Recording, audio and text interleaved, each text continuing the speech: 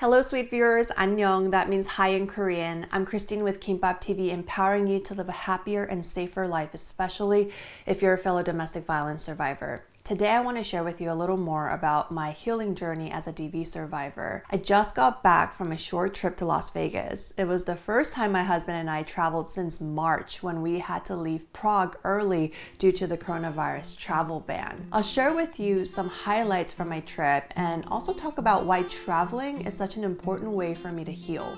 Let's get started.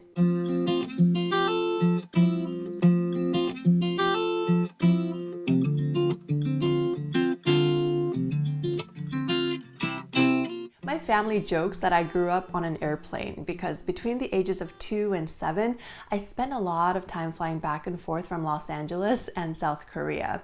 Then, when I graduated from UCLA, I spent about a decade traveling from state to state while I was chasing my storytelling dreams at newsrooms across the US. So, when I moved back permanently to LA and settled down here in Torrance, I kind of felt stuck. I wasn't used to not picking up my life and going somewhere new every couple of years. And especially after my domestic violence experience, I became increasingly depressed when I was at home. I think subconsciously my body tends to be anxious and on high alert when I'm inside my house because I was in a similar setting when I was physically assaulted by my abuser. It's amazing how your brain can connect things like that. My husband noticed how much better I was able to sleep when I was away from home, as sad as that is to admit. So we'd go on trips often. That's our main splurge in life. In a typical year, we probably would go on at least a half dozen trips. My therapist thinks there is an element of escape that I really like when I travel. Like I'm getting away from settings that trigger me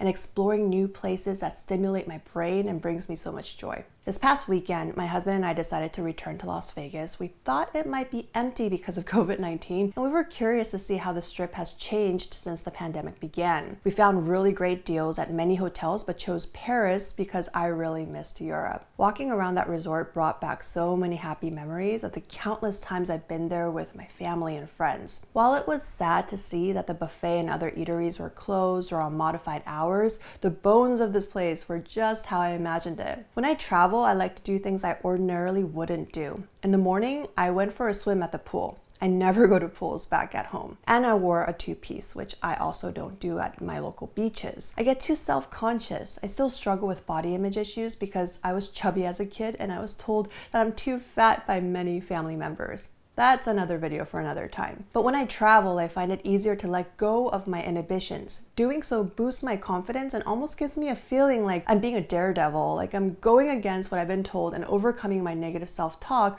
by stepping out in this way. Another thing I do that helps me to heal when I travel is wine and dine luxuriously. At home, I'm too preoccupied about pinching pennies, I think, because I grew up with a struggling immigrant mentality. I almost always buy what's on sale, not what I really like. Can you relate? But when I travel, my husband has been teaching me about the importance of indulging in at least one really good meal. I tell him that I feel like a country bumpkin at a palace because I don't feel like I deserve it. I talked about living with that sense of unworthiness in a previous video. But yeah, those thoughts invade my head the minute I'm in a fancy setting. Fine dining has taught me that it's okay to show myself some appreciation from time to time. Surf and turf is my favorite thing to eat. And while in the back of my mind, I'm thinking that I don't deserve this, I'm learning to push those types of thoughts away and focus on enjoying one bite at a time.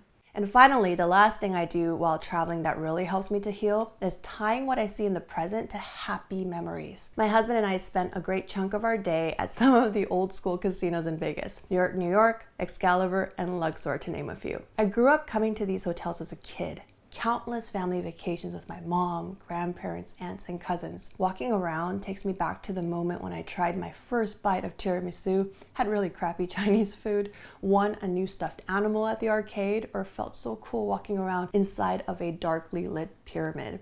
While I enjoy spending time at the newer and more glamorous hotels like Cosmo and Wynn, I also have to say a hello to the older places where I shared so many laughters with my loved ones. Las Vegas ended up getting more and more crowded as the weekend approached, so I'd probably go back again during the weekdays to avoid lots of people and take advantage of the low room prices while they last. Is there a place like that near you that you can escape to? Somewhere where you can just let yourself be free, do things you don't usually do at home, and where it helps you to think of positive memories? Let me know by commenting below on what some of those places look like for you. Being away for even just a couple of days really helps me to unwind and press that reset button in my mind. My husband noticed again this past weekend how well I was able to sleep. At home, my body usually wakes me up around 5:30 a.m. no matter how tired I am or how late I fell asleep the night before. But in Vegas, I went to sleep relatively early and slept in until 8:30. That's late for me. So I hope this helps. Thank you so much for spending some time with me today. If you enjoyed this video, please give it a thumbs up and share it with someone you think needs to hear this message too. And please subscribe to my YouTube channel so I can greet you more often. Take great care of yourselves, and I'll see you again in my next video. Bye.